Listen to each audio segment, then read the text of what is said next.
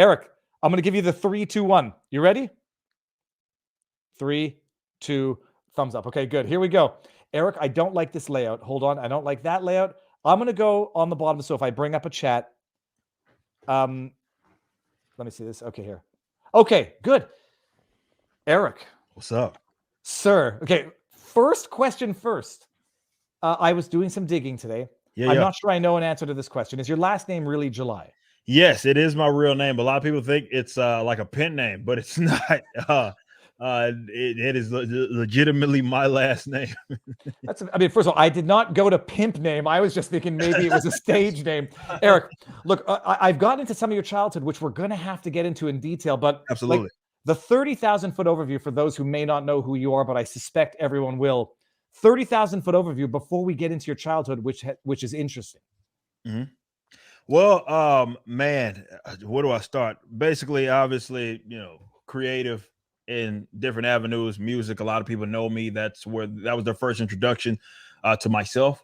Being a front man of a band called Fire from the Gods, which is still going on right now, and then obviously forming backwards after the fact, and seeing a lot of success in the independent sort of scene there. And obviously being more in like the commentary space and, talking about liberty and all that was, picked up a lot of friends along the way doing that from various different avenues. And, as of recently, entering into the comic book space as a creative, as opposed to just being a commentator, which obviously we knocked it out the park there. Wasn't expecting to see the success that we did. But yeah, man, I'm just a guy that's interested in a lot of different things, and I'm blessed to be in a position to where there's an audience for basically all of my interests. So if I want to make some metal music, I can do that. If I want to play video games, I can do that. And if I want to talk comic books, and I can do that, or liberty, and as it pertains to the political spectrum, I can do that. And like I said, that's a blessed position to be in, because the stuff that we do never becomes mundane because of it. For those that don't know, can you give a brief introduction to the Rippaverse and the recent comic release? Yeah, so the Rippaverse was it's the name of my comic book company. I launched officially publicly last year, but we had formed it actually a year before that. And, the first book, ISOM #1, which launched, it was a pre-order campaign that we launched, and it hit $3.7 million. And that was kind of the whole concept of the Rippaverse, was not to reinvent the wheel. Believe it or not, it was more so to get back to the essence of what comic books were about, and giving people something to look forward to and be enthusiastic about without feeling like they're getting beat over the head with this nonsensical political stuff or social justice leftism that we see a lot in that is really plagued not just the comic book industries, as you guys probably know, is pretty much everywhere, but especially plagued the comic book industry. I was a guy that I'd griped about it a lot, did a lot of videos, and I figured, hey man, I'm a creative person. Maybe it's time for me to be a part of the actual solution. So I created this company, and the audience responded as such. We hit $1 million in 30 hours, I think. So a little over a day, we hit $1 million, and yeah, just kept going and going. And we're gearing up in the next couple of months for ISOM 2, as well as 2 other projects, as we're scaling up, because we are a truly independent comic in the sense that, unlike pretty much everybody else in the more so mainstream industry, we do our own distribution. So it's 2 kind of companies there. There's a lot of logistics that are involved, certainly in that. So you have the creative stuff that people see in the book itself, but as far as the distribution effort, we handle that as well. So there's a lot going into it. We're getting moved into our new warehouse. I'm very excited about it, but that's pretty much the company in itself. Just something is a brainchild, kind of just, look, man, let's be a part of the solution, as opposed to me just always griping on the YouTube. Okay, Eric. So I watched your podcast with Michael Malice. Yeah. A bunch of older videos. I'm going to ask a lot of questions, and if they're too intrusive, you'll let me know. Ain't no such thing, man. Open book. Because I don't know what degree you go into in terms of prior videos and talking about your childhood. Your description on Wikipedia is it goes over so quickly what I would have a million questions on. You're 32, born in Dallas, Texas. Mm-hmm. what was your childhood like? Because you ended up living with your grandmother, but what was your childhood like? And I'll have some follow-ups here. Yeah, so I grew up. It's a rare situation, ironically. Or that's not really the proper term in terms of ironic, but you often hear so much about like kind of how I ended up being like really the starting point for a lot of people, but it really wasn't that for me. Not to say that I came from an affluent family, because that's not at all what happened. We were still living in South Dallas, but my mother, when I was born, my mother and father were together, right? And so I went to a situation where I was in a better obvious situation, both my parents being around, and then they split when I was young. I would say I had to be like maybe 8 or something like that, and it was downhill from there. So much changed, and going from, we did have our own, we were in a house, to being in like an apartment off Camp Wisdom in Dallas, and not having that father figure there to kind of tame me, for lack of better terms, led to me kind of being a knucklehead, let's say that, and gotten gangbang and doing all that sort of nonsense. It wasn't like slinging drugs or anything. It was just fighting people for colors, or fighting people because they were from the different sizes of the neighborhood. Just so stupid, just stupid stuff. And it could have certainly went another way for me. And thankfully for me, I guess my ticket out was my legs. I was a track and field athlete, and it kind of hit me going into my senior year that this was something that I could actually use to really better my life. And I got out. I went to University of Memphis out of, not to say I got anything from the collegiate experience, like as far as the education stuff, no, but certainly for like, I learned a lot just being an athlete. I probably learned more being an athlete than I had ever learned like in college in terms of the books. But that was my ticket out. But yeah, long story short, banging, doing all knucklehead stuff that kind of, unfortunately, it's a very familiar story for a lot of people born in like single parent households. If I can ask, what did your parents do before they got split, or now? Well, so my mother and father, again, it's funny how it just, because they met in college, ironically enough, out in Arkadelphia, Arkansas, where is a small town, but people that know it, it has 2 big colleges out there, and like Ouachita and Henderson State University are both in this small town. Doesn't make any sense, but that's just how it kind of lined up. My mother, I think, with the Henderson, my father was on a track scholarship in Ouachita, and that's how they ended up meeting, because my mother's actually from Arkadelphia. But they ended up moving to Dallas with my father from Oak Cliff, just like myself. And it was typical. He was like doing like, I guess technically IT stuff back then. That's not really what people refer to it as back then. We work on computers and all of that. And my mother was an accountant. And my father lost his job, and I remember vividly, man. I was very young, but I remember him coming. He had just wrecked my mother's car, and because he was drunk, right? He was drunk coming back from, I don't know if it was one of my cousin's house or somebody, wrecked my mother's car. And man, I just remember it going downhill. My mother was fed up, and it wasn't that she wasn't willing to like work with him, but once he lost his job, he felt like he was like he had to work on computers. So I had a cousin, for example. I think I've told this story maybe a couple of times publicly, not many, but I had a cousin who worked at like Budweiser, I think, at the time. Ironically, with all what's going on right now, it was a little different back then. But I worked there, and he was like, "Hey man, I can get you a job today, right? I'll come pick you up. You ain't got a ride. I come pick you up, do all that." And he just refused to do it because he thought he was too good to do like warehouse work and stuff like that. So because my mother was basically paying for everything, she was like, "I'm out, and I can't afford this, and you're not trying to really work on this relationship in terms of working." So she bounced, and yeah, like it was a worse off obviously situation for me.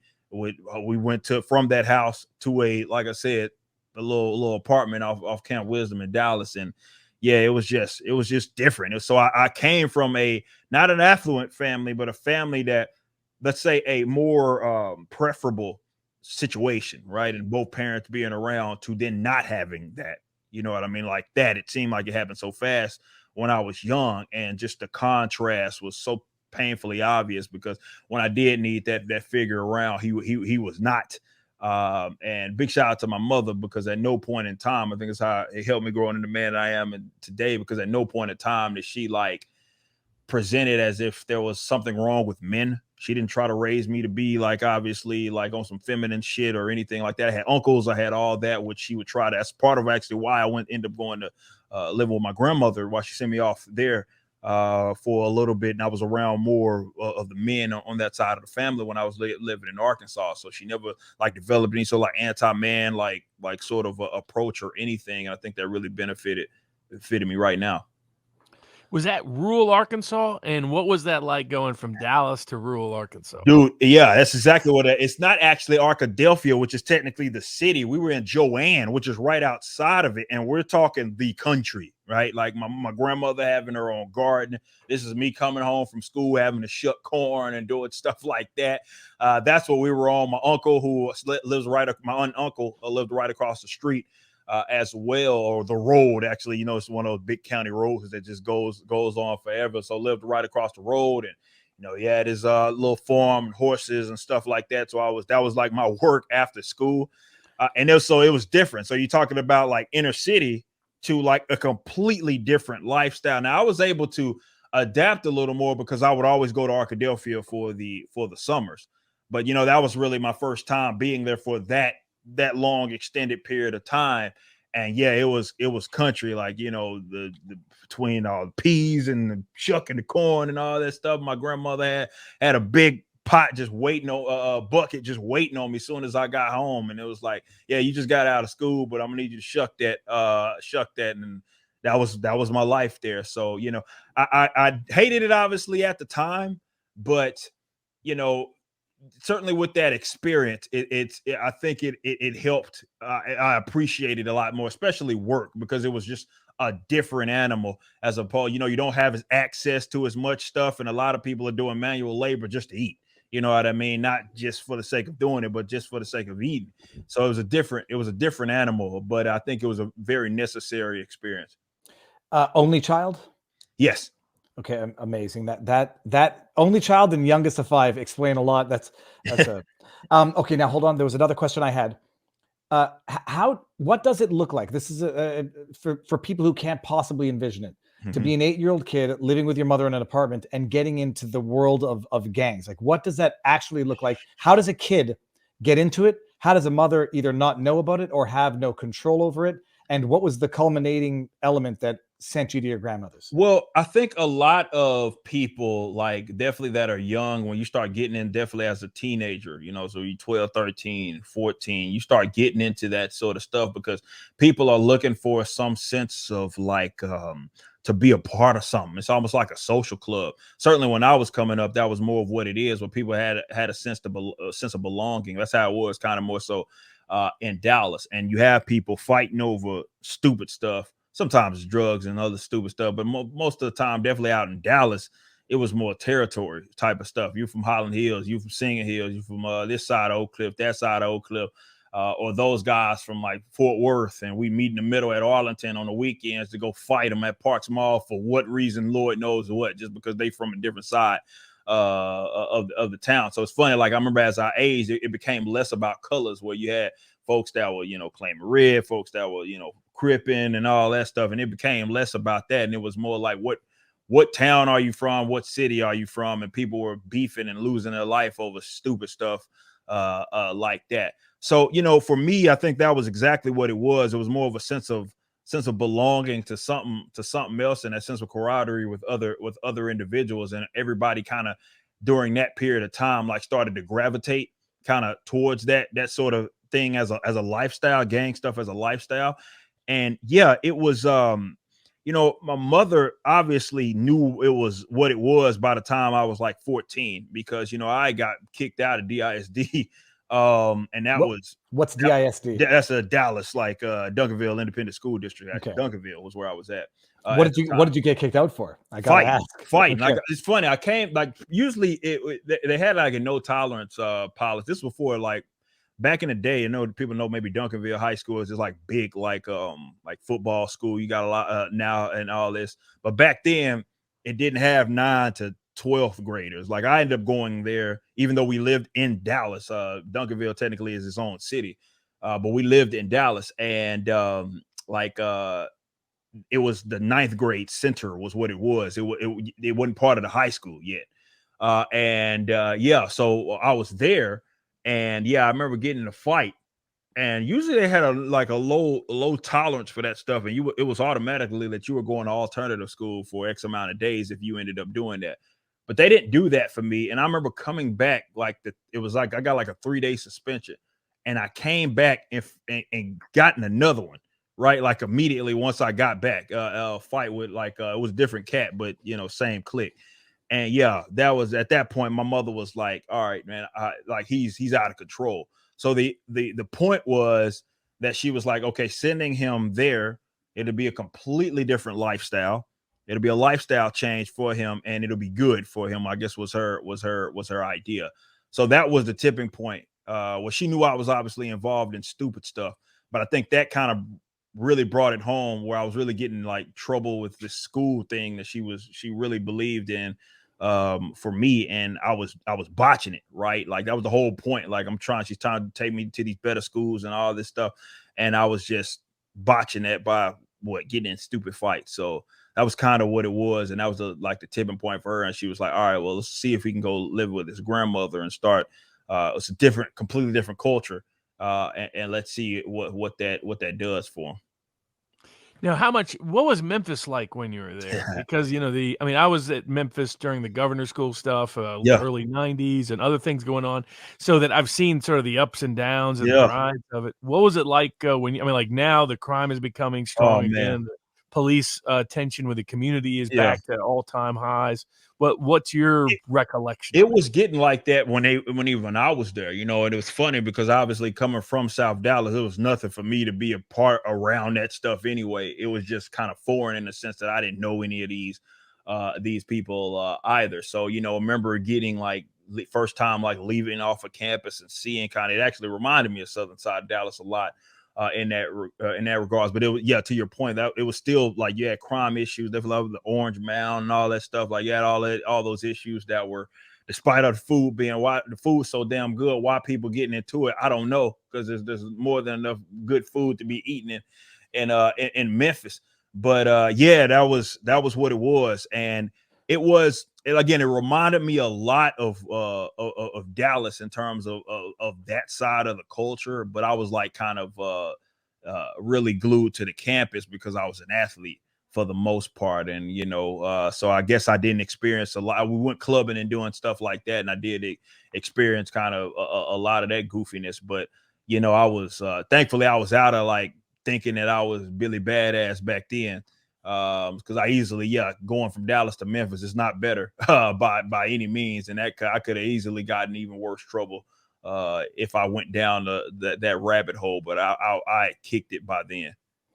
Let me ask you the naive Canadian question. When you say when you're 12 to 14 getting involved in gangs, and you said people losing their life over dumb shit, and you mean literally, this is not like no, like not just like you got people that lose their life in a sense of maybe they go to prison, but no, you have people like literally they're like dying. Like there's several folks that I knew certainly growing up that got killed, and again over what over the silliest, just nonsensical stuff. And I think that's the big tragedy of it all. And it does hit you when you definitely at that young age and you find out that guy you went to school with is no longer going to be there because over the weekend he was in the so and so and they end up firing shots, or there was some sort of drive by, or there was some sort of something that happened. And I saw that several times. It was really, I don't want to say humbling, but it did something to me when I was starting an older teenager, and I had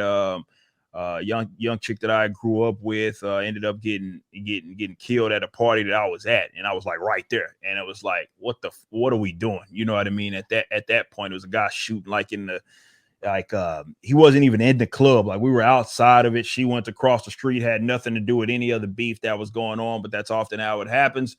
As Nas called them accident murders, or they're trying to shoot someone else, or they think their Bel Air dude is hanging out the window with an AK just letting shots ring, and ended up killing her. And I was like right there, and that was kind of crazy to me. But there were several other people that I absolutely knew personally, banged with or against for that matter, and them losing their life to like when I say nothing, it was nothing. Like a lot of this stuff isn't, you know, it's drugs and stuff like that with some cases, but a lot of it's not. It's like, hey, this guy is from the other side of town, and because we don't like them, we're gonna meet at this spot at a party that we know some of them are gonna be in.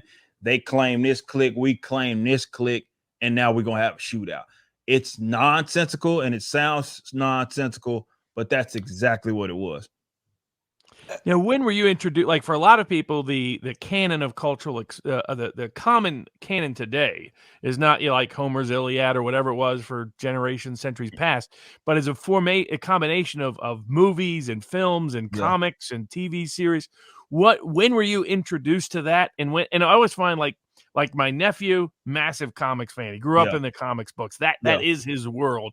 For, you know, it wasn't as much my world. So when were you introduced to that? When did it become part of your world? What were some of your earliest experiences that brought you into that world? Man, like I remember being in the comics I was like into it like very young, even though I didn't have a whole lot of we didn't have a whole lot of money, but I got introduced to that by way of my mother. You know, Flash was a character that I fell in love with. I think Wally was the Flash when I was coming up, and I resonated, and I thought it was the coolest thing in the world that there was this character whose power is just to run really fast, right? And me being a sprinter, I'd been fast. I used to destroy these kids at field day, and that was an easy thing for me to kind of click with it. Obviously, as I got older, a lot of that stuff changed, became more like a fan of like characters like Batman and stuff like that had just a little more complexity to them. And to be fair, Wally and Barry do as well. But that was my first introduction. But I always say, like, understanding when I was growing up, we often refer to that era as, in terms of American animation in the comic books, is like the peak era. So I grew up in the 90s, right? So that was Batman, the animated series. That was X-Men, the animated series. That was when all that stuff came out. If you want to throw Spider-Man in that stuff in there, you can. So all of that stuff was dropping, and like when I was, you know, coming home from school or something of that nature. So we had good material to refer to that was also outside of the comics that did it justice. So I would say it was certainly my mother introduced me to the concept of comic books itself. But again, I also was happened to be raised in an era where it was just it was like good material that was on like Fox Kids when you came home and you could turn the TV on, and like I say, X-Men was. Eric, we're going to go over to Rumble exclusively. It changes nothing on our end, but everyone, I'm going to ask this question, and then if you want to know the answer, you're going to have to go over to Rumble, where we're going to carry this interview on. Eric, Wikipedia says you were shot in the... This will be my last question of the childhood. Wikipedia says you were shot in the knee when you came back to Dallas. Yeah. It's so funny. Hold on. Before you answer, we're going to end on YouTube, people. Meet you on Rumble in 3, 2, 1. Okay, yeah. So now the Wikipedia says you were shot in the knee. Yeah. And I want, if it's true, I need to know how much it hurts. Oh, it sucked. And it was true. It was now it was a little 380. It wasn't anything like what's a 380, man? I've never seen in terms of like the round. Like it wasn't like a 9 or it wasn't like a hollow or anything. It was like straight in, straight out type of situation. But yes, that did happen. It's funny. I remember somebody telling me and bringing that up because I hadn't talked about that much. Like, how the hell did they even discover that? that happened? Because it's not like I go around bragging about that or anything. So somebody did some, I guess props to them, did some digging, and they found out about that. But yeah, that was something that happened, and it was the same thing. It wasn't the guy that did it didn't even wasn't even aiming at me. It was just one of those things where it was at a party and people started shooting and it happened to hit me. Now, like I said, it sucked. It absolutely sucked, to make no mistake. And there's this, obviously a scar on there that's not gonna go away. But as far as I think it could have been worse. It wasn't like it shattered my knee or like my actual bone or it was pretty right above. It was more ligament damage than anything. And now I was scared because I'm like, hey, is this gonna damage me in terms of like running and all of that? But after a year, I was fine. It wasn't anything like that was that crucial. But yes, it's crazy how people dug that up when I was in high school and they found out about that. How old are you? 16 when it happened? Yeah, I was like 15, 16. Yeah, was roughly when that happened. It's crazy. But you're describing a life which it's going to be foreign to most people, where Yeah. you go to parties and it's not abnormal or uncommon for shots to ring out. I mean, are you living in a constant state of terror, or are you living in a constant state of disregard, or just acceptance of the fact that life is fickle and it can end so quickly for absolutely no reason? Yeah, it's I think for a lot of people, they think definitely you mix the combination of a young person, the culture, as well as a young person, and young people in general think they're going to live forever, right? And that's what I thought. So it was uncommon for, you would think, for any regular person, they should feel terror, because that's exactly what it is. And a lot of these people are terrorizing their own neighborhoods for that matter. But you think of it like, oh, that'll never happen to me, or I'm so badass that I can overcome and do all this sort of stuff out of that. And that's just, looking at that in retrospect, it's like, that was stupid, and it could have went a different way. You know what I mean? Like it could have went a completely different way. But to your point, yeah, it's not abnormal at all. It's like it was an expectation. Like I remember what, definitely if we would go to like parties that were like out of town. So if all my bros were coming from Dallas, and let's say we go to Arlington, and there were cats that in like Arlington that would, call themselves little baby gangsters. And then you had, of course, people that were actually on some gangster stuff like Stop Six and Como out of Fort Worth. And so we link up, and we all in this place, and the expectation is like, all right, some songs gonna play, but everybody's throwing up their hood and stuff, and we about to find out like what's about to happen. And it's like an expectation that it was gonna be a legitimate rumble in there for nothing, right? And after that, it was not uncommon for shots to rain over nothing. You know what I mean? Over what happened in the club, or somebody that wasn't even in the club sat up here and knew that all these people were gonna be up here, and they got the text and or the call, and they heard that so and so from X side of the city is gonna be there. Those groups of members are gonna be there, and then it's on. And looking at that, like I said, just it's so stupid, because it could have went a completely different way. I got I know I got a partner that, for example, got popped off a bet. You know what I mean? Like off a bet, like something stupid like that, and he lost his life by the name of Jamani. Some know him as a rapper. His name is Mr. Guaranteed to Rick, is what they call him, and he lost his life over that. You know what I mean? So it's like stupid stuff. It doesn't make any sense looking at it now as an adult, but it's just sad to see that there's still people kind of living that lifestyle, and hopefully they get it at some point, that it's like, this makes no sense, and it's self-destructive. It's not only destructive to yourself, but certainly it's destructive to those around you.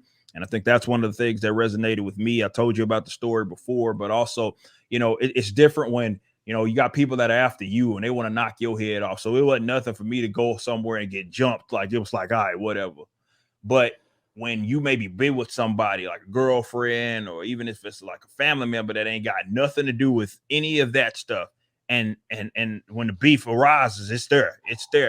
And, they might get caught in the crossfire of, like, literally, you know what I mean? Or just, be in a position where they feel threatened.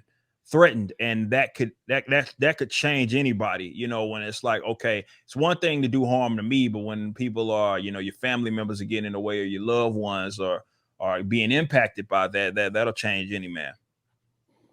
Now, when you after you go to Memphis, what was the original career path, and how did you go? How did you end up on this path? Yeah, the original career path, like I remember taking, because going to Memphis was when I guess the light bulb went off for me from the philosophical stuff, right? I remember wanting to learn about economists, and I was still in this like uber pro-black, fist in the earth sort of stuff back then. And I was like, I wanted to learn about the black economists. And thank Jesus, I stumbled across the likes of both Dr. Thomas Sowell and rest in peace, Dr. Walter E. Williams. And it changed everything, man. It changed everything. And I went through a stint to where I thought that I was going to do something with economics. out of that, because it became something that I was very intrigued by. But I ended up going to more the communication route, and it's like, to me, all that stuff, and people know how I feel about how high education is largely a waste of damn time for a lot of us. But I was an athlete, and I did get a lot out of that. At minimum, I could say that. But yeah, that was kind of where it went. So out of college, my first gig, of course, it had nothing to really do with the degree per se. But I worked in a gym. I was a assistant general manager. That was my first like big boy job right out of college, was being an AGM for a gym. And yeah, it was went there, they started doing some IT work before I just started doing the completely self-employed stuff, and thank God I did that. Okay, I've been hesitating whether or not to even ask the question, because it's a risky question. The environment, it'll be my last one on this, Eric, and then we're going to move on to the happy stuff. It's all good, man. Redemption, the childhood, the upbringing, and the culture in which you're brought up, where you have people fighting over territory for no good reason, where they live with this constant terror, they live with this constant tragedy, and there's, I say, statistics, communities that are more affected than others, and the question is this: a lot of people talk about this epidemic within certain demographics over others, and the question is like, what if you notice the tendency or the statistics? What accounts for it? Some people say it's racial, racist, a history of. Some people say it's cultural. Some people say it's poverty. What you've lived through it. Yeah. What accounts for this mentality of people to live and live in this environment? I would say it's 100% for me cultural, because I remember seeing people that were not even economically in a bad situation that wanted to be gangster. I mean, we're seeing all this stuff even happen with like a guy like Ja Morant in basketball right now, where he's, both his parents all was for the most part good, and now he's trying to be on some gangster stuff. So it's cultural more than it is anything, at least from what I picked up in terms of like my own individual experience, where people feel like, well, it's like, what came first, the chicken or the egg? But the culture is the culture, and people started gravitating towards that sort of lifestyle, be it for validation, be it for oneself, or validation for look through the lens of other people that they may have looked up to. And I know it's cultural because it's funny. I used to, I was at 15, 16 was when I started gaining some prominence in Dallas as a rapper. And, the songs that we rapped about was basically how we were living. So we were always rapping about fighting. And there was a big song that still get all these views on the on YouTube and stuff, called Bring the Beef, that myself and two other people did.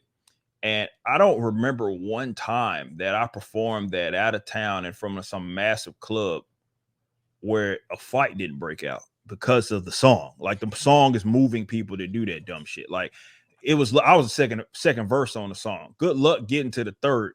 By the third time, the club done shut down. Security's beating everybody up because they beating each other up. It's crazy. Like, there were very few times that we got that through that whole song because of how it moved people, and it didn't matter where it was at or what type of people that it was. And this is why I say that it's cultural, and I say that in a positive way, because I believe that the solution is easier than what a lot of people make it. I think there's a lot of definitely activists who point to stuff like poverty, and they think that, well, that is what's breeding violence, or that's what breeds these negative, like crime and other stuff. And I vehemently disagree, mainly because it requires nothing of you to, let's say, not use aggression upon other people. And you've seen that play out that way, where it's not concrete. You got people that are poor in this side of the country, right? That type of crime is not really there. Gangs life and stuff like that is not really the issue there. And then you have others where it is an issue. So I believe it's cultural more than anything. And I say that again in a positive sense. I think this can be resolved, but it's going to take a lot of just reflection that I think a lot of individuals just don't want to do, that come up like that, because it's very easy to point to an external factor to say, well, that is the reason why I do what it is that I do, to validate the bad behavior it is that you do. And it makes it seem like everything that you do is justified, right? Because it's like, well, I grew up poor, I'm black, and I'm in this unfortunate situation, and therefore this is how I have to be. And it's like, you don't have to be that. It's something that you choose to do. So I think accountability and responsibility has to be sort of instilled in these people that are living this life. And definitely we can't let these activists continue to make it by perpetuating this nonsense that, well, they're that way because of their upbringing, as far as like maybe being in lower economic situations, and therefore that they have to be violent. And that's just bullshit to me. Robert, I'm going to steal your question here because I'm going to forget this one if I don't ask it. You say when the answer is it's cultural, is there my question is are there two aspects to that culture? That is to say, cultural from within the community, but also cultural as in implanted or exacerbated by external entities that actually can profit from perpetuating this culture? Oh, 100%. 100%. Like, I would say that's why a lot of I just talked about like activists, these race hustlers. Think about it. If they had the solution, right? These guys from the Jesse Jackson, the Reverend Al Sharptons of the world, these guys have been race hustling for longer than my mom's been alive, for the most part. And yet they haven't solved an issue anywhere for that matter in Black America for the most part. Right. And you look at it like through that lens, and you wonder why these guys are getting around. And, now Sharp, I don't know if he still has a little show on MSNBC and all that. So I think it's a combination of both, where there's people that have tapped into that market that understand as long as they can keep these people out of it, this like sort of perpetual cycle of conflict, whether it be of blaming other people and external factors. What incentive do they have to solve the issue when they benefit from that turmoil existing in the first place? So whether that be like a race hustler or a politician that's running from, because think about it, you see all these politicians, what do they run on? They run on this idea that, hey, vote me in and I'm going to solve the problem. We know they can't. They know it's impossible for them to do it, but they get elected based on it. So again, what incentive do you have to solve an issue when you know that you're going to get the job, or that you're going to get the gig, that you're going to reap the benefits financially from that? There's no incentive to do so. So I do think that comes within, but I also think that it's not conspiracy, that there are external factors, some in the government, some without it, that need that conflict that exists in a lot of these communities to be the way that it is, and they're often amplified because it legitimizes themselves and their existence. When did you first start seeing in the comics and in the culture, in terms of entertainment, this sort of woke? I mean, because the original comics often created sort of good images, good ideas, good norms, good normative values, and then all of a sudden it becomes a very politically weaponized objective. When did you first start to see that and experience it? Yeah, so in the mid 2010s, right? And I want to preface it by saying this. Yes, there had been politics, definitely like you talk about World War II or even Vietnam in some cases, where you had these comic books that were entering into that sphere that would talk about that by way of the mainstream. Okay. But what I noticed in the 2010s, and I think this is the part people lose sight of, is that at some point there used to be balance, right? So it was not that, and Stan Lee talked about this, where of course you had people that will work for Marvel, that were Democrats, that were Republicans, and none of that mattered for the stories. It is mainly because it was some sort of balance. And in the 2010s, we noticed that the balance was a shift, and really what was being presented as good and something that was admirable and something to strive for seemed to be leftism, politically and socially, however you want to define that. And in the 2010s, you had, I don't know if people remember, Marvel went through this whole like all new, all different phase where like they were like, we're going to replace all of the characters that, I don't know, everybody loves with knockoffs. And often those knockoffs are race swap, gender swap version of these sorts of characters that had long existed. And then it was like, okay, that's a little weird. Okay. And then you start to see that was, going in definitely in 2015. You see, I think Donald Trump broke a lot of these cats, man. And it got bad to where they were used, like you had MODOK, for example, being depicted as like a Trump face. You had DC Comics, the one back there actually, where the Joker was presented as Donald Trump. Now, keep in mind, Marvel would do things for Barack Obama where he would be like, hey, thumbs up, he's cheesing, he's a good guy, right? And he'd be on the cover of Amazing Spider-Man. 2016, none of that sort of stuff existed. In the event that they depicted, and I'm not saying that to say that they should have done it one way or the other. I'm saying the lack of balance was what made it sort of obvious. And then when you had the growth of like nerd culture and geek culture, like in the mainstream in other places, like with the movies and all that, because that's also roughly the same time the Marvel Cinematic Universe began to sort of gain legs. You got a bunch of people that wanted to get in on the comic books that had no business being writers. They just wanted to put out their own, use these characters like as vehicles for their own little social views and all that stuff. Even if it didn't make sense for the characters at all, they're like living through them. They didn't care about continuity. They didn't care about source material that existed or pre-existed prior to them like writing that character. And you get guys that had never even, there was no public proof that they were even fans of comic books, namely like Ta-Nehisi Coates. And not only is Ta-Nehisi Coates now writing for Marvel, he's got two of their most prominent characters, and he's doing their ongoing series in both Black Panther and Captain America. And we know what happened out of that, where he's depicting Jordan Peterson as Red Skull and doing weird stuff like that. You have these guys almost like they were writing to make movie adaptations based on this stuff instead of just doing good source material and having competent writers do that source material. So I would say in the 2010s, not to say that there wasn't little tidbits happening there before, but certainly in the beginning and in the mid 2010s, definitely once Trump got elected, man, it broke these cats. And they felt like, well, now it's up to me to use comic books to try to lecture everybody about my backwards ass social views. And I'm going to use prominent characters to do so. So I would have to put it on 2010 when it just went off a cliff. Eric, I'm going to say I understood about 10% of the words you used, but I understood 95% of the spirit of what you're saying. I've never been into comics, these Marvel movies, period. Yeah. I liked, Quentin Tarantino type violent movies, not these superhero movies. But just to refresh everybody's memory, the order of your career on the interwebs, were you a music artist before? How did it go in terms of progression? So I would say as far as my entertainment like career per se, it was for sure music. It was music that was my first big thing that I was like being known for. Like I said, in the like early like mid to mid 2000s, it was like as a rapper. And that was when I hit college, was when I started pursuing like the other genres and doing like metal and stuff like that. But I was always into comics. But as far as seeing this level of success that I saw, it was music first.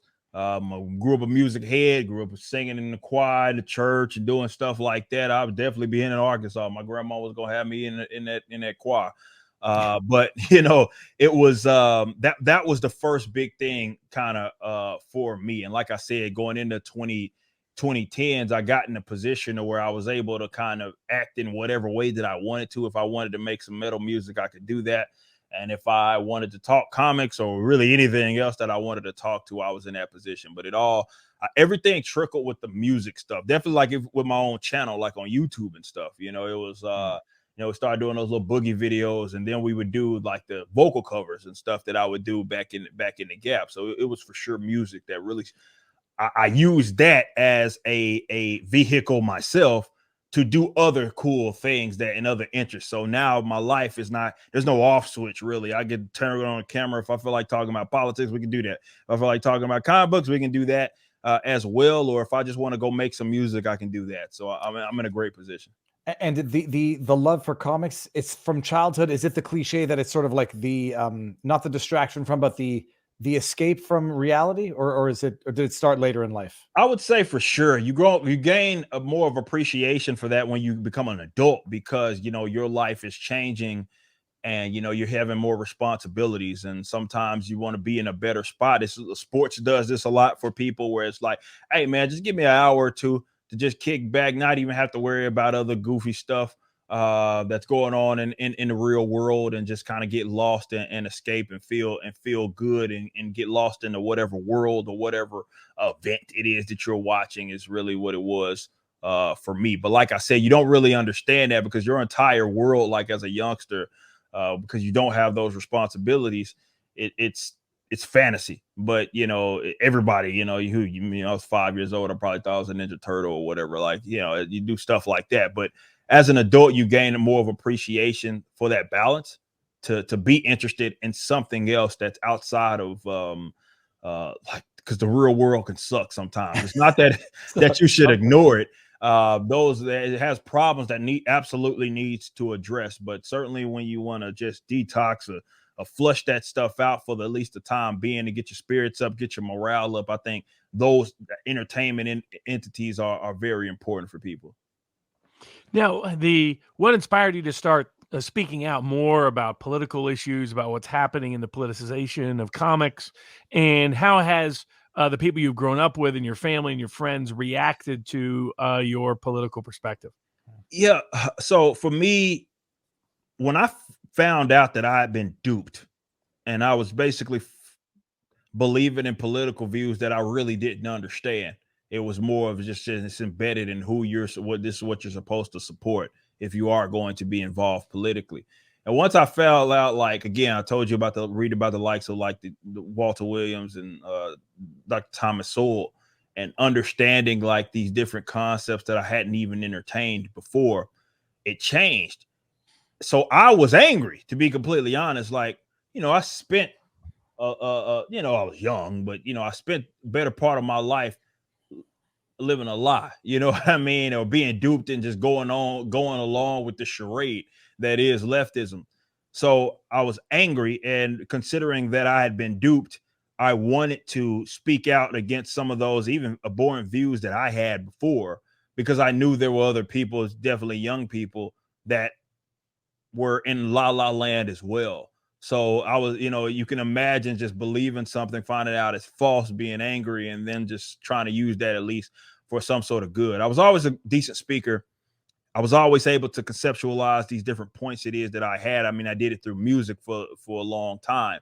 And now it was more of doing it like publicly in like maybe the political arena, or doing it on even videos and stuff like that. I figured that was sort of my calling.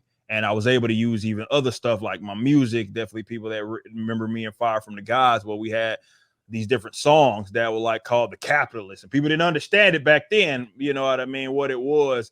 But I was, writing music that were essentially my views. And, definitely growing up as growing up. And when I say growing up, I'm an adult at this point, but becoming more knowledgeable on these various different concepts and having the opportunity to speak in front of people, it changed everything. And because here we are now, because people apparently wanted to hear, I think one of the big subject matters for me was minimum wage, where I would talk about that all the time, and even how that impacted a lot of the communities that I was in.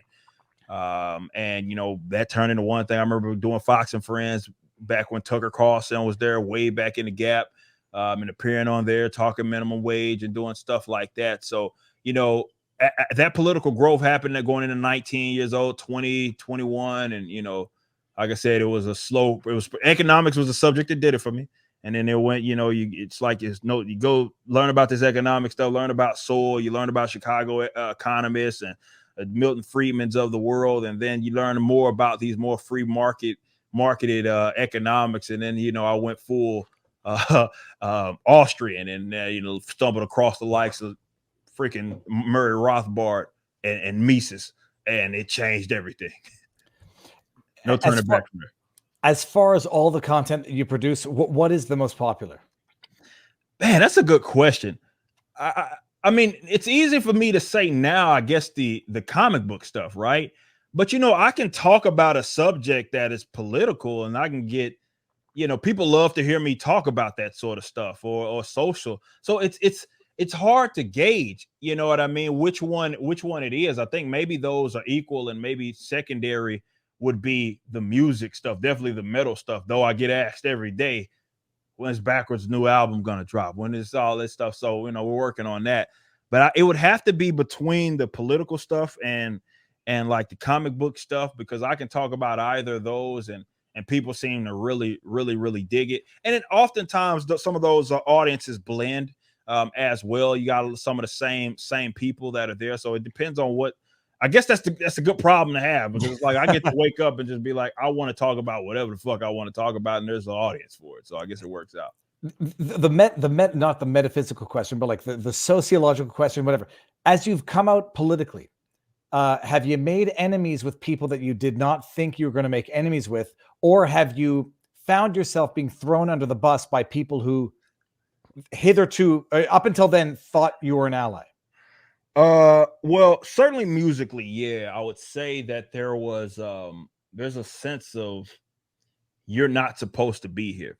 So to give people a backstory, like, you know, my main genre, if there is, I know we do a lot of genre blending, but in music, it was metalcore, which is obviously the genre mixture of metal and hardcore music, which came from more so punk stuff.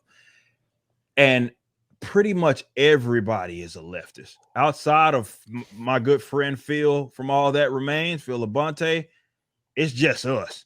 Maybe you can throw in Ryan Kirby from Fit for a King, good friend of mine as well, who's libertarian. But we're like, they don't like us, right? And I remember getting hit pieces wrote about me by these like little corny little metal magazines and stuff. And, you know, because I think differently than they are, because the idea is that you're not supposed to be there, right? Like you're definitely, if you're seeing success, like they think that leftism is positive. And definitely I remember, back definitely when Bernie Sanders was running in like the mid 2010s, and everybody, all these idiot leftists running little Bernie bro shirts and all that, doing these shows and stuff. And I was the guy that would follow their act and say, fuck the guy on stage, and wouldn't give a shit. And, you know, they didn't like it. Let's say that they didn't like it. We were undeniable in the sense that we obviously had the following, but they didn't like us. And we felt that, and it comes with its set of issues. I think now a lot has changed technologically, but you can imagine if we depended on these guys to get on shows and stuff. I remember there was one massive tour. I think people can put two and two together who it is. But there was a massive tour that is no longer around that we were supposed to do.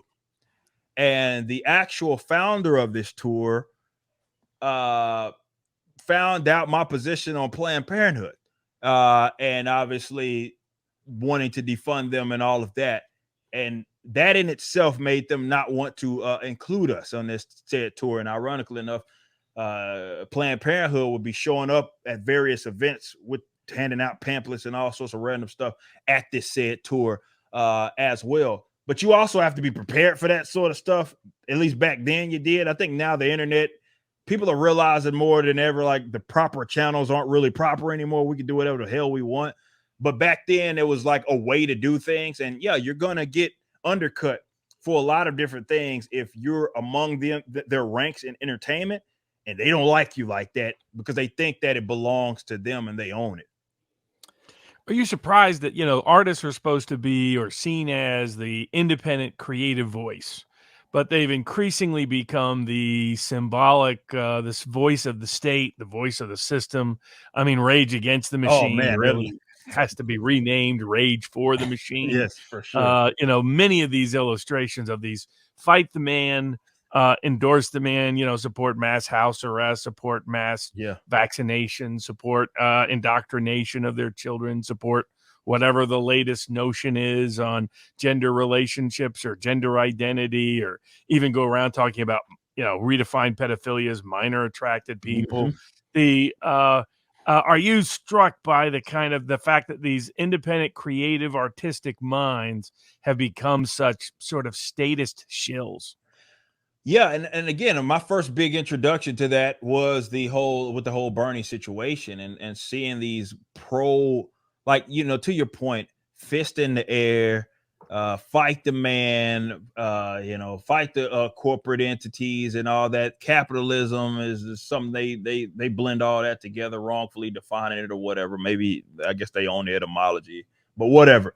Like you find out very quick how pro-government they were when, again, like a guy like Bernie Sanders had run, and I watched all of these people who were like, oh, the establishment is so bad, we're absolutely shilling for it. And then it became, with COVID, to your point, it was unlike anything that I'd seen, because you had like en masse these people who acted as if the pharmaceutical companies were the most evil folks in the world, turned around and like that were actively shilling for it, wanting to punish you for not wanting to get the jab. They were having these ridiculous rules, all fight the man, but make sure you won't be allowed at our show if you don't show proof of vaccination. Like, what the fuck? Like, none of you guys are actually anti-government. It's like it's edgy teenager stuff was what you find. It's like a cool thing, fight the powers that be situation, where people are like, it's cool to be an activist, it's cool to do the music videos, fist in the air and do all this stuff, but ultimately you are a pro-government fucking hack, is what these guys are. And yeah, some of these bands that built their platforms. You brought up Rage and some of these other guys that built platforms on acting like they were against the grain, and they all own it. They just want their guy in charge is essentially what it all amounts to. They are as status as it can get. I'm going to bring up something. It's going to be very embarrassing for me if I can find. Oh, here it is. Yes, Eric, if you can believe, this is me right here in that picture. I can't bring up the picture. That was once upon a time. Oh, geez, how do I get this out of here? That was once upon a time when I liked Bernie. This was pre-2016, because he espoused the same beliefs as the Trump. And I love some people go back and find pictures and think they've owned you because they found a picture. Yeah, it's like me with an Obama shirt. Yeah, you'll find some of those. They exist. They absolutely exist. Once upon a time, the people you found out were frauds said things that you actually believed, Bernie being one of them, before he bent over and endorsed the person who stuck it to him, proverbially speaking. And the people who shilled out, I can't even pull up the tweet from Pink endorsing Pfizer. Questlove endorsing Pfizer. Michael Phelps endorsing Pfizer. I mean, what are you a religious man, Eric? Yeah, I'm a Christian. Yeah, okay. Yeah. What do you attribute it to other than the biblical verse? What good is all the riches of the earth for he who has forsaken his soul? Yeah. What do you chalk it up to? How do people flip the switch, go from being rage against the machine to rage for the machine? Pink, I don't know whatever her songs were, to endorsing big pharma. How do you account for this political shift seismic shift in geology? Man, it's such a hard thing to pin it on, but I think that you had definitely, as of recent, with the just growth of something like simple as social media, I think what people did and what they found out is that they could present themselves as good people without having to do a whole lot of work, right? And I think that became so attractive to these people, and they became addicted to, let's say, the attention of, look at me, I'm a good person, my morals are, or I have a good set of morals or whatever. And we'd of course argue that they certainly don't there, but it made it easy for them to do it. I always like joke about how like activism is the occupation of losers. And this is why you often see these people, with like more, it requires nothing of you to go walk in a line or something like that in March, or there's no real change that's involved in any of that stuff, much like it's not endorsing these other folks like Pfizer, because their whole situation or their whole angle is that they're thinking like, well, if people get the, they were sold on a lie on the whole jab and what it actually did, and it preventing transmission and all that, and that was bullshit, and we knew it was from the get-go, but that didn't stop them from acting as if that was the case. But you think about how they were separating regular individuals from, it wasn't even political at that point, or I guess it was technically, because they thought they could punish their political enemies because of it. But it became something as simple as being like pro-jab mandate versus folks that aren't for that, and they looked at it like, we're saving people's lives here by I don't know, enriching these fucking pharmaceutical companies who have a long history of doing very criminal things. But it was an easy way out for them. And I think that's the dangerous part of the social media era that we're living in as it continues to grow, is that people are addicted to being presented or presenting themselves as good people, and they would do disgusting things because of it, even if it means contradicting themselves from last week. I mean, we saw it through I think people lose sight of what happened in 2020 when you had the whole COVID situation pop off, but then the George Floyd situation popped off during that, and the same people that were insisting that you needed to be locked in your house went themselves and were in these large groups with other people when they were at this, like, I mean, it wasn't even a week. I'm talking like 12 hours ago. They were just saying that if you did that, it was criminal of you to do that. And then they not only did it, they somehow got the medical community to say that it was okay for them to do it. Like I don't know if you guys remember seeing clips of like nurses outside of the hospitals cheering these guys on as they march in these massive groups. And I'm like, did y'all not forget what y'all had just told us? But that's the thing. And I think that's the difficult thing about folks that value liberty, because we're faced up against a threat that doesn't, of course, abide by our set of morals and ethics, and consistency doesn't even matter to them. Well, that's something that, we can sit up there and say you're hypocritical, and we'll take offense to that. They look at that like, okay, right, I got what it is that I want. It doesn't matter. Sure, I contradicted myself from yesterday, but we're going to move on, and I'm going to punish you. It's very difficult to fight an enemy like that. Speaking of enemies in certain respects and surprising places at times, when you launch Rippaverse, it takes off, and then you have to deal with a bunch of crap from PayPal and others. Can you describe that, and how has that ultimately worked out? Oh, man. So, yeah, what happened is we used, against my better judgment, because we actually had a big conversation internally within the company about using PayPal in the first place. Now, I don't know what exactly it was, but you remember taking polls, and international customers, a lot of them that's all they use, right? It is PayPal to pay for things. So we were like, all right, let's use it. So PayPal ended up, let's say, long story short, holding almost $1.3 million from us that we could not get. And I'd seen nothing like that. I'd never seen a number that big to where they could just say I couldn't access it. And they put it's not a hold, was not necessarily the technical term that they had used, but basically what they were saying is that, okay, upon this date, like 90 days or so after it, you're going to have access to your money. We're just holding it for chargebacks. I'm like, it's a lot of money to be holding for that sort of stuff anyway. So got with my lawyers, we discussed it. We were like, all right, let's try to wait this out, because this is PayPal and this may get expensive. And it came up, and these fucking scoundrels, man, they tried to do it again, like out of nowhere, arbitrarily said, oh, yeah, we're just gonna do another 60 days of holding the money. And then it was like, wait a minute, like what? So that's when we started having to send the letters and all that.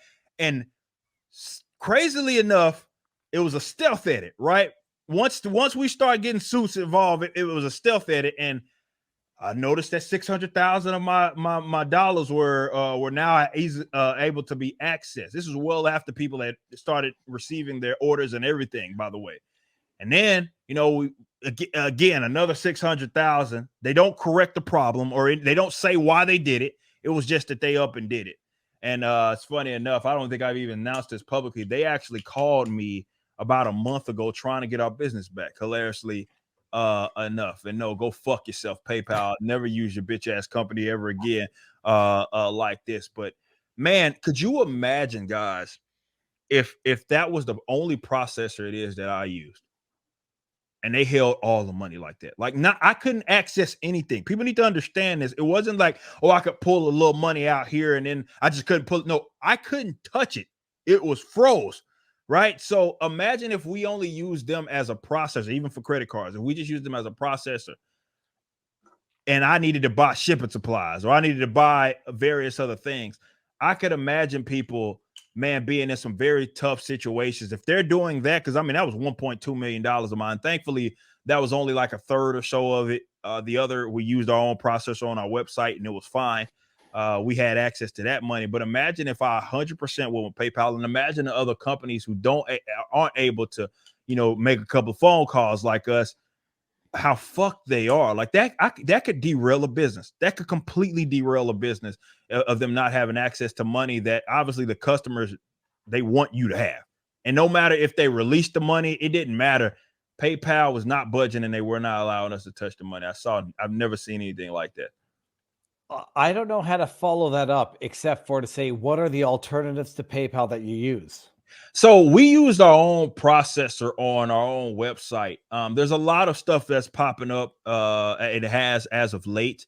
Of course, people are getting more so in like the, Bitcoin and all of that stuff. But even like just your typical processors, more of those are popping up that aren't even like, they don't have near the, like, I don't know, they're not as strict, let's say, as a PayPal that are direct process. Like, PayPal likes to say that it's not a bank, but it's like kind of you are, you know what I mean? But that's why they're able to kind of do weasel shit like that in the first place.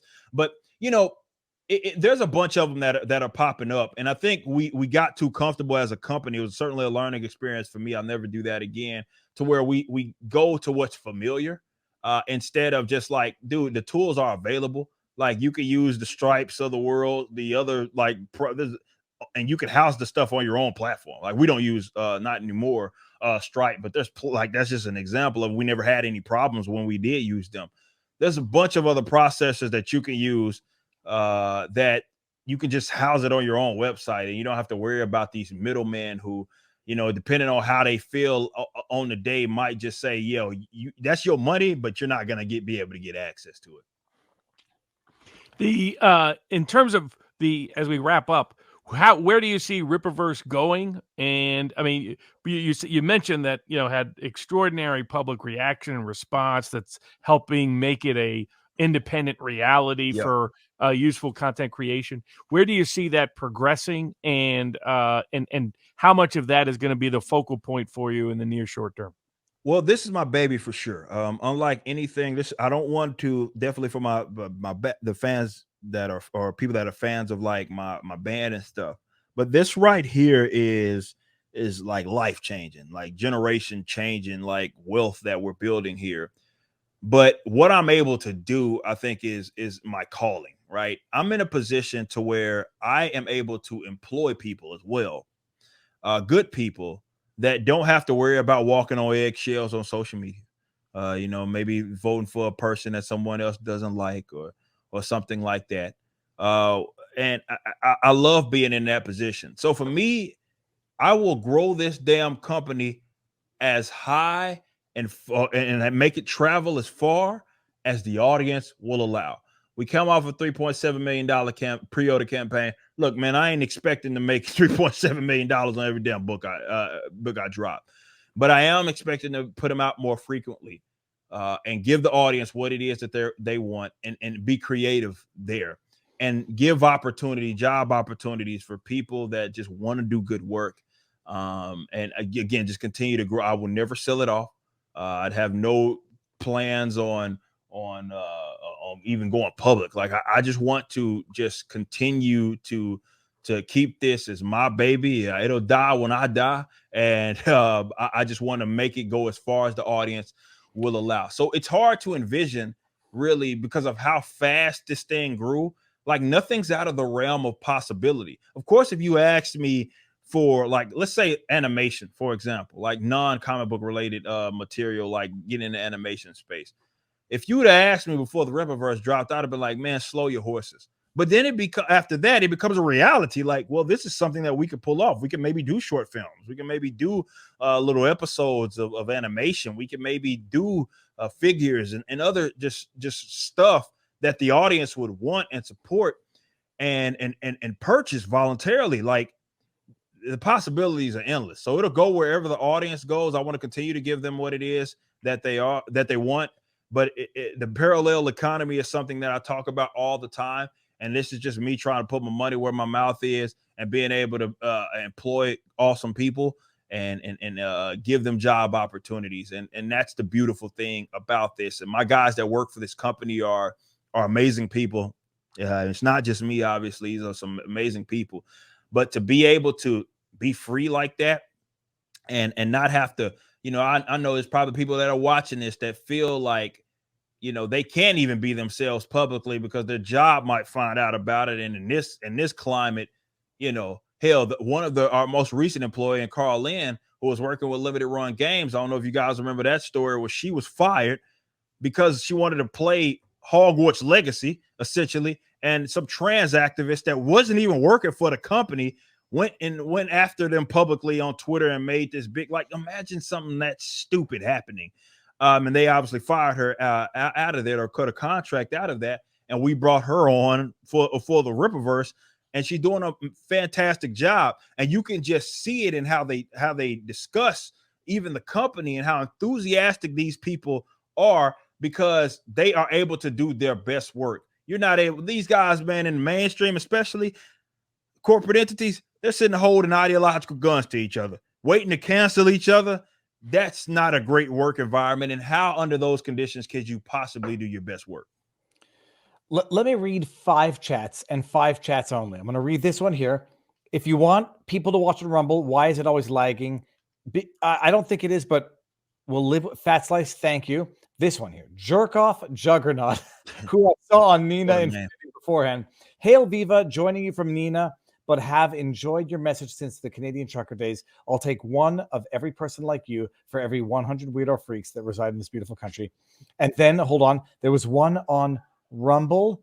Let me just bring this up here. There we go. We got 3 on Rumble. That's why Rippa marriage is so happy. Normies take an arrow to the knee. Eric takes a bullet. That's from Mo Zamboni. Appreciate it. And Britt Cormy says, Viva, you have to pin Eric down on the egg-shaped man. I don't know what this means, but I tell you, I'm going to be Googling it right after. Yeah. I know he's the only mind-level villain, but he has by far the best backstory. And Britt Cormy, $100. Viva, finally you get Eric on. I only suggested it back when Rippaverse launched. Better late than never, unemployed Canadian lawyer. Eric, this is the question. Yeah. In as much as the question can be answered, what's the solution to all of this? We have perpetual division of society. Yeah, no. We have like the discussion where when anybody who's ideologically, ethnically, racially, religiously different sit up and meet, it has to be the subject of conversation. I've never noticed it so bad in America until, it's not to point blame, but until Obama. I've never noticed it so bad in Canada until Justin Trudeau. What is the solution to viewing humans as humans and not humans as reductions of ethnic, racial, religious identity politics? How do we get past this? Well, we got to get back to treating individuals like individuals. I mean, everything, as I hate to be cliche and talk about like collectivism and all that, like, but no, seriously, like, I look at it like this. I think from all rights extend from property rights. That's my position. And I think this damn country started going fucking completely downhill when we started legitimizing the idea that people should have, and they think that they're justified in having access to other people's resources, right? No matter if they're a fucking bum, no matter if they don't work, no matter if they don't do anything. And I think, again, from that is like people aren't looking at themselves as sort of individuals. You mentioned all these different things that people like to, and that's not to say that those things are wrong. It's not to say that those things are inherently a problem. But what I'm trying to say is that if you look at people like what they are first and foremost, as opposed to, well, there's this box and it's pre-established and this is how you view these types of people, and I'm so itching to place these people in there. I think the Donald Trump phenomena that showed a lot of that, because like folks like me who wasn't even like a Trump guy, if I disagreed with a leftist, that's exactly the box that they put me in, because they couldn't deviate from that, because it was a formed molded box that they have, and they are incapable of arguing outside of it. So they have to fit you in it. Even if it doesn't fit you, even if you don't fit into it, they have to place you in it because they don't see you as an individual. So for me, it has to get back to the level of responsibility and accountability, and looking at people by way of merit, by way of their individual accomplishments. And there's going to be some stragglers, but it is what it is. But on the other front, on a very serious note, when we're talking about actual solutions to the problems it is that you're speaking to, I think it is going to come from us putting forth, definitely people that value liberty, to put forth the effort in coming up with solutions that exist in the real world outside of just mere conversation. That's not to say that a podcaster or a person with these best bright ideas shouldn't be out there talking about them, but they need to start manifesting it themselves outside of just ideas and something that is tangible for us to get on the other side of this. Right now, you're seeing what's going on with these mega corporate entities, and they have all these neon hair colored freaks that are working for them, that are giving them terrible information as far as who the target demographic is. And, you know, a lot of people are being left without jobs, being fired. I just mentioned a case that's personal to us here at the Rippaverse, where that stuff is happening. And I think we have to, when I say concede, I don't want to say that like it's losing, because I'd argue that these mega corporations were never ours in the first place. But I do think there's a brighter future that we can work towards, but it's not going to come by way of expecting the government to fix it for us, or expecting the established, proper, familiar channels to move the needle for us. It's going to come from individuals like ourselves making something manifest itself in whatever way that looks like in the real world, where it be starting our own businesses, starting our own companies, and not playing by the rules it is that they set. And to be blunt, telling these guys to go fuck off. And I think that was the frustrating part about the Rippaverse, when people, you know, I get so many people that would see that success and then see the amount of hatred that I get thrown at me on a daily basis. They're like, what the fuck did this guy do to these people? Like, they're confused. They're genuinely confused. Like, all he did was start a comic book company. You have to understand what we did. That was what they feared the most. It was that we formed something that they couldn't control. So all they could do was bitch and moan and all those typical tactics. I had one, speaking of the Hogwarts legacy, my creative and social media manager, and Andrew, you know, these guys are so familiar or so used and accustomed to going to the employers of these people. And he got into it with them online, these weird fucking gay furries and shit, like getting mad at him over the whole Hogwarts Legacy video game stuff. And, you know, they were atting the company like, hey, look at what your creative manager is talking about. And that stuff works on like the established channels. It doesn't work for I'm the fucking owner. So I look at that and I say, yeah, awesome. We're not doing anything to him because you're mad at something it is that he said. That's why they get so angry at guys like myself. And I'm not the only guy, and there's going to be other people that do it far better than what I ever could dream of. But I think that is the path to victory. And if you're not a creative person, if you're not a businessman, it doesn't hurt to go support those. But that's going to get us on the other side. You're seeing these people double down, right? You're seeing these people are doubling down on these terrible ideas. And I'm like, all right, fine. They're opening the door for guys like myself. But if we want to get on the other side of it, it's going to come subculturally. And that's our direct line of sight. It's not going to come from government, and it certainly ain't going to come from like the people that we, you know, the shot callers, if you will. Where can people support or join in or get the benefits of Rippaverse, and where can they follow you on social media? Rippaverse.com. That's the only place that we sell all of our items there. So if you want to get legitimate stuff, you go directly to us. You're paying directly us, and you also are getting the stuff distributed from us. So it's independent, top to absolute bottom. So if you want to stay up to date, you can visit Rippaverse.com. Of course. Now we have, of course, my own website, ericdjuly.com. A lot of that stuff's rotting right here. This is my baby. Rippaverse.com is my baby. That's how you can support me. Of course, I'm on Eric D. July on all forms of social media. But if you want to get in on stuff, go get in there. You can go to, again, Rippaverse.com, get some comic books. We got a lot on the way. This is going to be a massive year for us. We got ISOM 2 that's maybe a couple of months out. But we also got 2 other projects that we haven't announced that at least a minimum one of which are going to be coming out this year. But I think that other one, we're going to be able to get it to come out maybe towards the end of the year as well. That have other massive creatives. Can't wait to announce those that are part of those projects. So Rippaverse.com is certainly where you should go. Well, Eric, I'll tell you one thing. You are so persuasive. I might want to get into comics after this. We'll see. Eric, thank you very much. Everybody, you know where to find Eric. Barnes will be. We'll message what our schedule is for tomorrow. Thank you so much for this. It's amazing. It's amazing. I've been mentally taking notes. 108, 115, 128. Those are clips I have to take. Eric, thank you very much. Let's do it again, please. Let's do it. Fantastic to meet you. Stick around. We'll say our proper goodbyes. Everyone out there, I'm going to read whatever chats I didn't get. I don't think there's any on locals tomorrow, but Eric, amazing. Appreciate it, man. And we'll do it again, man. Anytime you want me. Anytime. Have a good night, everybody.